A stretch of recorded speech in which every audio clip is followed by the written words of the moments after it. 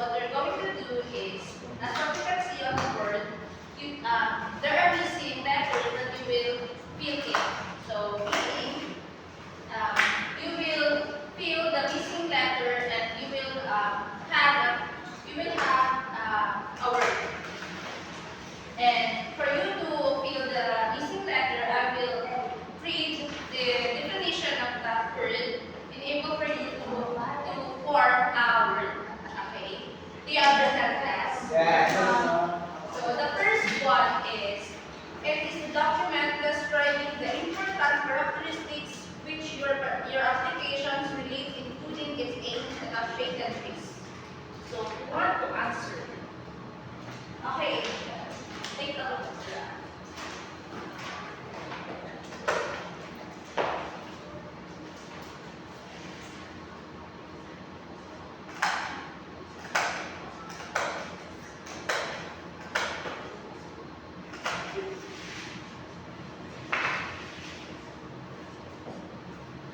Very good. So it is key features. So key feature is a document describing the important characteristics which your application relates, including its aim and objectives.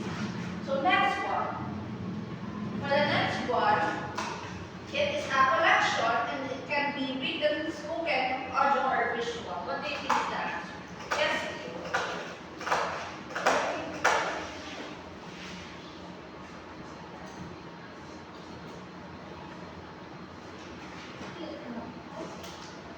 Okay, very good. So the answer is material. So materials is a collection and it can be written, spoken, audio, or visual. So the last one for activity is, it is the action or process of adapting or being adapted. What do you think is the answer? Anyone? Yes, ask. Adaptation to farm. You can write your answer.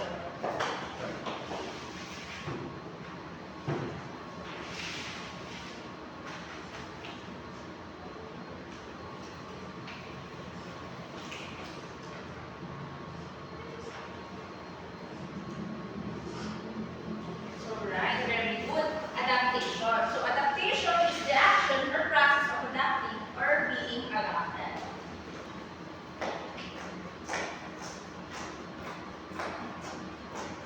So our topic for today is about key features of materials adaptation.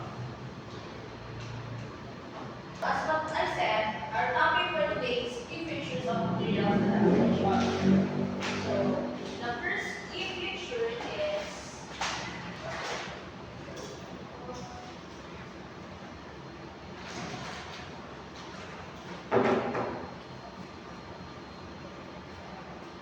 so the first key features of material adaptation or materials adaptation is the learner-centered method critical awareness development. So kindly read the first definition of that. Yes, Mary. The material should put learners at the center of the learning process and make them good providers, whereas leaders should be facilitators and coordinators and should provide a stimulus, a starting point for language exposure, as well as for the different approaches to learning. So as a teacher, we must always consider that learners every time we choose the materials that we are going to adapt. So as a teacher, we always should make sure that learners probably consider at the center of the materials that we adapt, as what I said. So the materials we adapt should allow learners to give ideas that we're going to provide input to our discussion.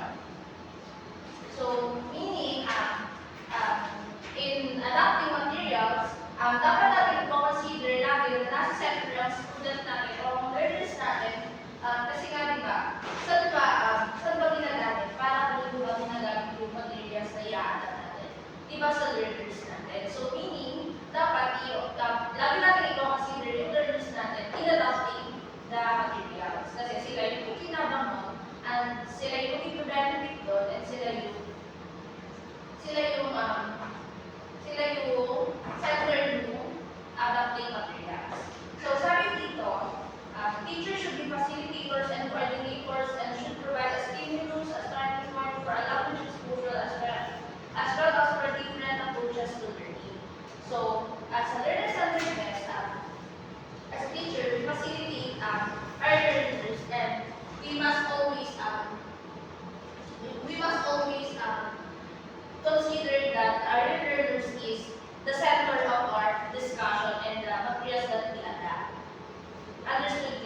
Yes po.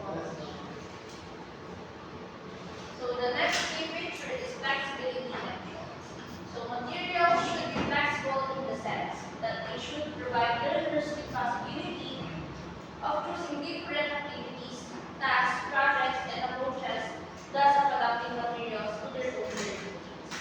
So, sa tingin nyo, bakit nga ba dapat maging flexible ang teacher in terms of adapting materials? Yes, Jared? Kasi may ano tayo, may iba't ibang learners, kaya dapat kaya kailangan mag-isip na different strategies na alam natin mamimit yung needs and interests ng students natin. Yes, thank you. Ano mga flexible yung sa kasi ng mga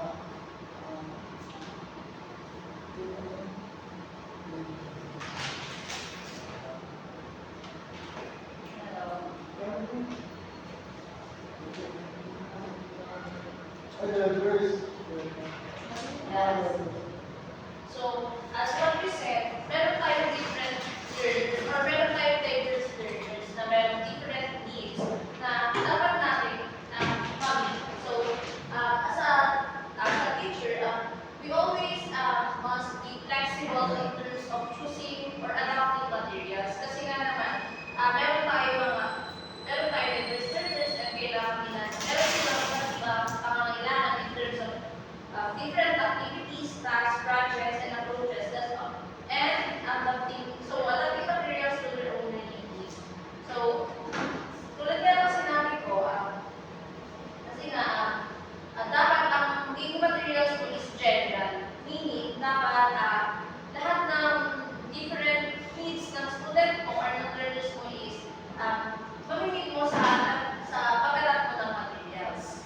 So the next one is materials then should on the hand also enable learners to develop a variety of skills and learning styles by encouraging them to experience a wide range of tasks and approaches so that they may also become more independent learners.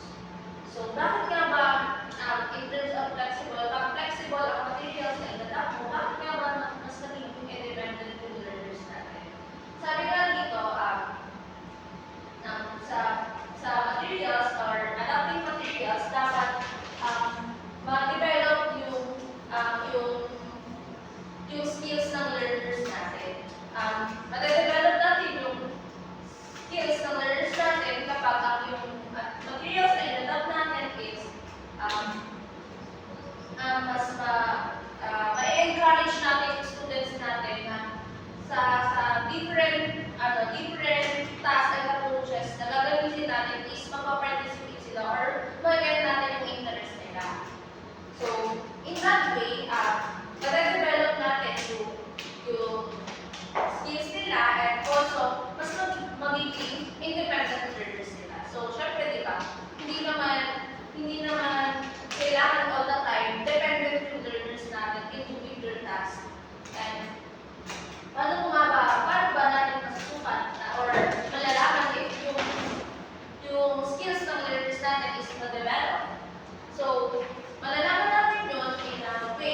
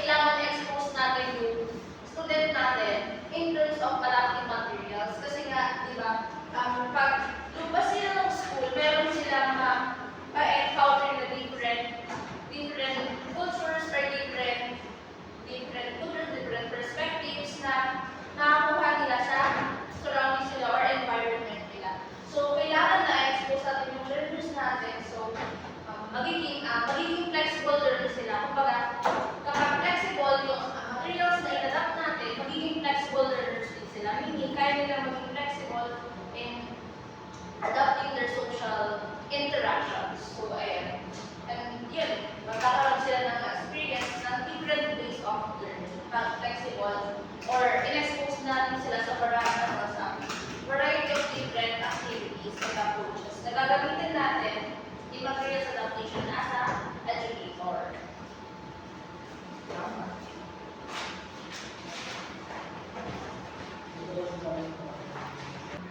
So, ano nga ba yung aesthetic experience? Ang aesthetic experience is yun yung napapayag ng learners natin yung pleasure sa pag ginagawa nila yung bagay na yun or kapag nalilig nila yung bagay na yun or sa pinag-aaralan nila na yun. Simple as ang aesthetic experience is yun yung appealing para sa kanila na nangyari sa kanila based on their experience. So each reader has two possible responses to text. The first is the entrant responses or the fact-oriented responses, and the next is aesthetic responses or the personal-based and emotional-based responses. So when we say efferent responses, sabi nga dito, fact-oriented, meaning academic-based. Kumbaga, nakabase lang sila sa totoo, sa actual na pinag-ibisan nila. Hindi yung, unlike dito sa aesthetic responses, personal or emotional based yun. Meaning, nag-response sila through their emotional or personal na experience. So, as what I said earlier, meron po yung sa theory si Louis Rosenblatt. So, the first one is, yung reading daw is individual act. So, di ba, hindi naman, yung learners natin, kung hindi naman nila gustuhin na magbasa or gawin yung isang bagay, di ba, hindi naman nila matututunan yun. So, meaning yung reading is individual act, kasi nga kusa siya or individual mo siyang gagawin. And the next one is interaction and dialogue between children and adults is a vital ingredient of transactional pedagogy when thinking about children's reading. So, meaning, pag nagbabasa ng learners natin, meron ng interaction and dialogue between children and adults. Kasi nga, based on Louis Rosenblatt, yung reading daw is a vital ingredient of the transactional pedagogy. So, meaning, sa pagbabasa natin, meron dito tinatawag na transactional pedagogy. So, yung transactional pedagogy, ayun yung natutunang part ng thinking ng learners sa pagbabasa ng isang literary. Ayan. So, the next key feature is relevance. So, relevance is materials acquire significance and become potentially beneficial for the learners. And adaptation essential in making materials relevant and potentially more effective for learning environment or learning development. So, bakit nga ba kailangan in-adapting materials relevant sa gagamitin natin materials? Kasi nga, di ba, the more na relevant sa student natin or related sa student natin or learners natin yung gagamitin natin materials, mas magiging interested sila or mas magiging natin or may encourage natin sila na mas madaling matuto or mas madaling maintindihan kung ano gusto natin iparating. So, kapag relevant yung or may relevance sa inadapt mong materials, mas matututo yung bata. Sabi nga dito, mas magkakaroon sila ng beneficial or mas magkakaroon ng beneficial yung learners natin kapag relevant yung materials na i-adapt natin sa pagtuturo. And sabi dito, adaptation essentially make materials relevant and potentially more effective for learning development. So, meaning, kapag relevant yung materials na i-adapt mo, mas magiging effective yung learning development ng learners natin. All within class. Yes. So, the next one, key feature in materials adaptation is universality. So, materials should be based on universally appealing topics which are culturally provoking in the sense that they are culturally specific, but at the same time, they are present in all cultures. Universality of topics provides a stimulus for discussion and it enables learners to focus on and gain better understanding of cultural differences as well as cultural commonalities by GIA 2000. So, ginagamit natin para consider our key features of universality in adapting materials because kapag universal ka, meaning general ka, kumbaga, consider mo lahat or magiging general ka when it comes to your materials, yung gagamitin mong materials. Kasi nga, di ba, we have a set of diverse learners. Meaning, meron silang different needs, different learning strategies para matuto sa isang topic. So, sabi dito, kapag appealing yung mga topics, mas matututo or mas matututo yung learners natin culturally. Kasi nga, di ba, when we say universal, kumbaga lahat ng cultures is magiging aware sila sa different cultures or diverse environment. So, meaning, kung present yung all cultures doon, magiging aware na sila sa lahat ng cultures. Kumbaga, hindi na sila magiging curious. Kumbaga, meron na sila prior knowledge sa isang culture na yun. Diba kasi kapag when we read literary, hindi lang naman sa isang lugar merong literary history. Meron different countries or different places na literary words. So, sabi natin dito, universality of topics provides stimulus for discussion and enable learners to focus on and gain better understanding of cultural different as well as cultural commonalities. Yun nga, tulad ng sinabi ko kanina, kapag topic mo is universal or general, mas magkakaroon at mag-provide na continuous na discussion at mas matuto yung estudyante natin sa different culture and as well as sa commonalities ng culture. So the next one, key features of materials adaptation is authentic and non-authentic. So materials should be based on authentic texts, those texts which have been written for any purpose other than language teaching. And there should always be a combination of authentic and non-authentic tasks based on realistic scenarios in order to expose the learners realistically. So ano nga ba yung authentic tasks? Diba? Sige. Ang learning class is more on experiencing through the lens. Yeah. An authentic task is more on based sa reality or based on real life scenarios or situations. So sabi dito kapag materials na ginamit mo is or materials na inatap mo is authentic, kumbaga mas mailalagay natin yung learners natin dun sa gusto natin matutunan nila kasi nga mas makaka-relate sila kasi nga nangyari yung sa totoong buhay. So meaning, purpose na pagkakaroon ng or pag-add ng material na authentic and non-authentic input is magkakaroon sila ng or mas mapapadali ang learners natin mas naiintindihan yung tinuturo natin. Tapos sabi nga dito, there should always be a combination of authentic and non-authentic tasks based on realistic scenarios in order to explore the learner's realistic input.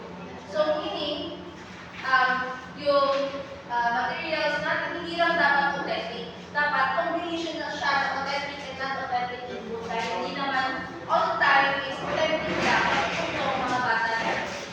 And hindi lang, kumbaga, non-authentic din, minsan kailangan din natin gumamit ng non-authentic input in materials adaptation kasi meron nga tayong diverse learners, so meron silang diverse needs. And meron characteristic yung authentic task.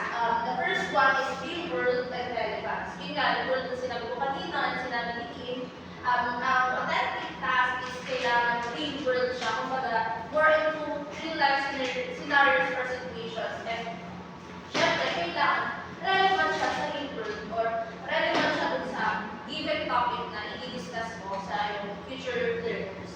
So the next one is purposeful and engaging. So yung authentic task or authentic materials mo is kailangan meron siyang purpose. Kumbaga meron siyang purpose sa pagtuturo mo and especially engaging siya sa mga learners mo. Kasi nga, kung hindi naman engaging mo and hindi naman parang tingin ng student or magiging vague, pag hindi natin sa student natin is wala siyang purpose, hindi siya magiging engaging and at the same time, hindi naman sila matuturo. Kahit na gano'n ka-authentic kung hindi siya purposeful and engaging.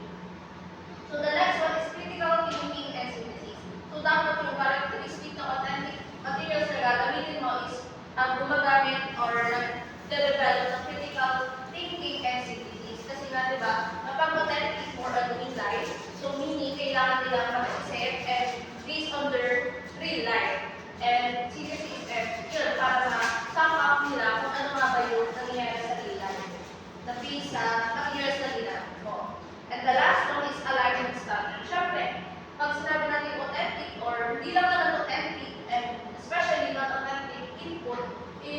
materials adaptation, ay kailangan naka-align din naman palagi yung standards na tinuturo mo or dun sa topic mo. And the last one, peer characteristics, provocative topics and tasks. So, materials should include topics and activities that can potentially provoke a reaction, hence an aesthetic experience that is personal and subjective. Topics are not to be considered intrinsically provocative. Sorry, class, but it's not provocative, it's provocative topics and tasks. So, but the activities associated with them can potentially make the materials more or less provocative, thus more or less engaging. So, kapag provocative yung topics mo, dito naman, yung ginamit mong materials as an adaptation material, if the material is provocative and provocative topics and tasks, mas magiging mo yung learners na, mas magiging ng learners yung reaction nila. So, hindi meron, connected siya sa aesthetic experience. Kasi nga, di ba, when we say aesthetic experience, ito yung pleasure or appealing experience ng ating learners. So, hindi connected siya kasi it is more personal and subjective. So, sabi nga nila, topics, sabi nga natin, and as a teacher, rather, topics are not to be considered intrinsically provocative, but the activities associated them can potentially make the materials more or less provocative, plus more or less engaging. Kung hindi man yung topics natin ang magiging provocative, kailangan ng activities na gagamitin natin or i-provide natin is kailangan associated ng provocative kasi nga mas makakatulong siya para maging engaging yung topic mo. So, that's all the key features of material adaptation. Any questions? So, that's